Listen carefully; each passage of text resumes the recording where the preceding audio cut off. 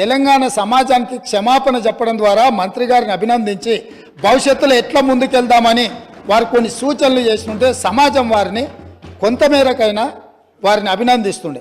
కానీ ఎదురుదాడి పూర్తిగా అంటే మంత్రి గారు వాస్తవాల ప్రాతిపదికన ఇచ్చిన పవర్ పాయింట్ ప్రజెంటేషన్ కూడా తప్పుల తడక అని చెప్పి దూషించడం ద్వారా గతంలో జరిగిన తప్పులను కప్పిపుచ్చుకోవడానికి తీవ్రమైన ప్రయత్నం చేస్తున్నారు అధ్యక్ష. అందుకే ఉమ్మడి రాష్ట్రం మనకు తీరని అన్యాయం జరిగింది, సాగునీటి ప్రాజెక్టులు ఎక్కడొక్కడ ఆగిపోయినాయని నీళ్ల కోసం కొట్లాడిన తెలంగాణ సమాజం ఉమ్మడి రాష్ట్రంలో న్యాయం జరగదన్న ఆలోచనతోనే ప్రత్యేక తెలంగాణ రాష్ట్రం రావాలి, ప్రత్యేక తెలంగాణ రాష్ట్రం కావాలి అన్నారు. తెలంగాణ ఇచ్చింది మేమే, తెలంగాణ తెచ్చింది మా వాళ్ళు. అక్కడ ఉన్నాడు పొన్నం ప్రభాకర్ గారు, రాజగోపాల్ రెడ్డి గారు, వివేక్ వెంకటస్వామి గారు.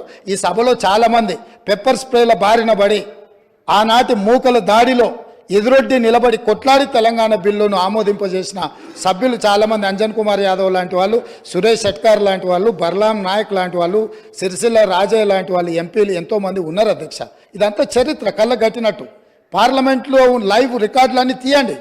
ఆ రోజు బిల్లు ప్రవేశపెట్టినప్పుడు చంద్రశేఖరరావు గారు ఎక్కడుండే, ఈ సభ్యులందరూ ఎక్కడుండేనో ఒకసారి చరిత్రను కూడా చూడాల్సిందిగా తమకు విజ్ఞప్తి చేస్తూ ఉమ్మడి రాష్ట్రంలో జరిగిన కొన్ని అంశాలను నేను చదివి వినిపించదలుచుకున్నా అధ్యక్ష. Both Andhra Pradesh and Maharashtra government entered into an agreement in year 2012 for constituting interstate board and standing committee and coordination committee. Pranahita Chevella project యొక్క నిర్మాణాన్ని అడ్డంకులను తొలగించడానికి ఆనాడు మహారాష్ట్ర ముఖ్యమంత్రి ఉమ్మడి ఆంధ్రప్రదేశ్ ముఖ్యమంత్రి కలిసి చర్చించి 2012లో ఇంటర్స్టేట్ బోర్డును కాన్స్టిట్యూట్ చేసిండ్రు, స్టాండింగ్ కమిటీని కాన్స్టిట్యూట్ చేసిండ్రు, కోఆర్డినేషన్ కమిటీని అంటే ఈ సమస్యలను పరిష్కరించుకోవడానికి కోఆర్డినేట్ చేయడానికి కూడా కమిటీని కాన్స్టిట్యూట్ చేశారు అధ్యక్ష.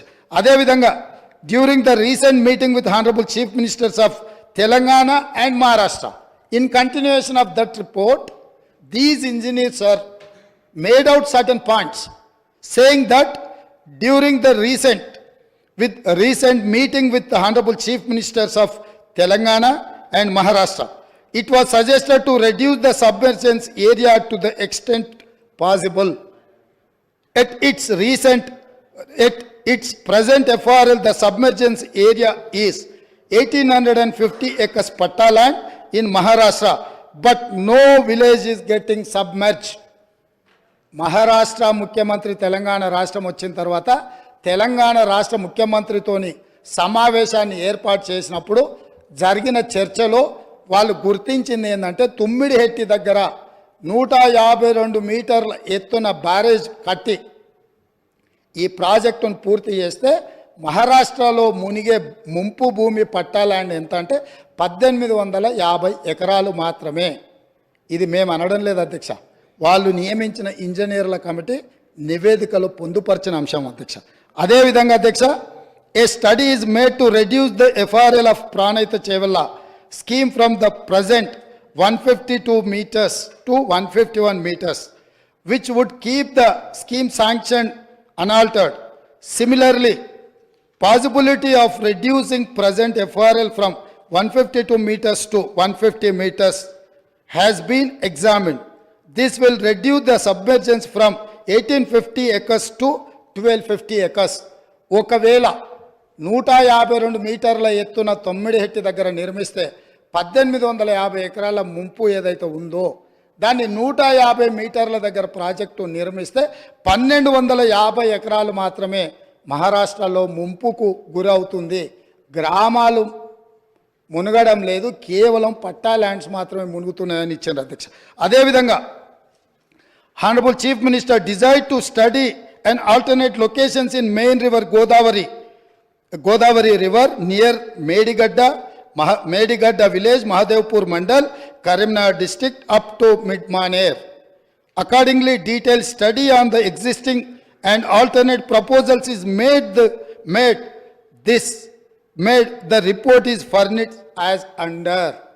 మేడిగడ్డ దగ్గర బ్యారేజీలు కట్టాలని పుర్రెలో పురుగు పుట్టిందే ఆనాటి ముఖ్యమంత్రి చంద్రశేఖరరావుకి. నేను మళ్ళొక్కసారి రీఇన్స్టేట్ చేస్తున్న అధ్యక్ష. The Honorable Chief Minister desired to study an alternate location and main river Godavari river near Medigadda village, Mahadevpur mandal, Karimnagar district.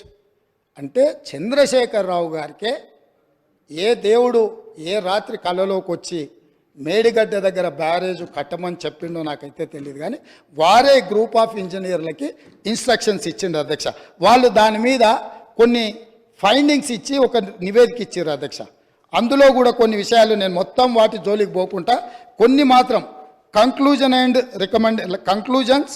And recommendations, అంటే దీంట్లో వాళ్ళు కొన్ని రికమెండేషన్స్ను చేసుకుంటూ వచ్చారు అధ్యక్ష. 11వ పేజీలు ఉంది అధ్యక్ష. తర్వాత నివేదిక ఎట్లాగా హరీష్ రావు గారి దగ్గర ఉంటుంది, ఎందుకంటే ఇంకా వాళ్ళందరూ ఉన్నారు. నేను కూడా వారికి మళ్ళీ పంపిస్తాను అధ్యక్ష. తమరికి ఇస్తాను, తమరు అనుమతిస్తే వారికి ఇవ్వండి అధ్యక్ష. ఇందులో it is always better for the government to accept the concept of the existing Pranahita Chevella scheme near Tummidihatti village, Adilabad district and explore the ways and means to make it feasible. నేను మళ్ళొక్కసారి చదివి వినిపించదలుచుకున్న మిత్రుడు హరీష్ రావు గారికి, వాళ్ళ మామగారు వారు కలిసి ఈ రాష్ట్రానికి ఎంత ద్రోహం చేసినరో ఇది వినడం ద్వారా అయినా వారికి అవగాహన కలుగుతుందని నేను భావిస్తున్నా, కనువిప్పు కలగాలని నేను కోరుకుంటున్నా అధ్యక్ష.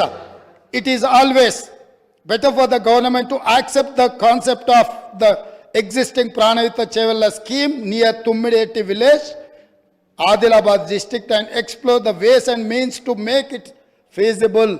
స్పష్టంగా ఇంజనీర్స్ వాళ్ళు నియమించుకున్న ఇంజనీర్లు తుమ్మిడిఎట్టి దగ్గరనే ఈ ప్రాజెక్టు నిర్మించడానికి అన్ని రకాల ప్రయత్నాలు చేయండి, మీ శక్తి సామర్థ్యాలను అన్నిటినీ మీ గొప్పతనాలను ఉపయోగించండి అని చెప్పిండ్రు అధ్యక్ష.